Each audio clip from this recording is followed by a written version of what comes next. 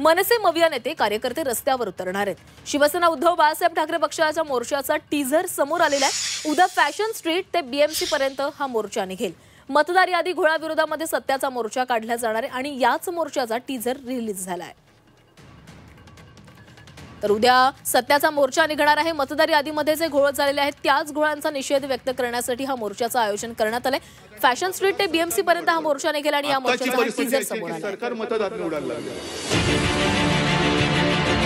लोकशाहीमध्ये आपला अधिकार आहे की बोगस मतदाराला मतदान आम्ही करू देणार नाही। त्या नाही म्हणजे नाही, काय वाटेल ते हो।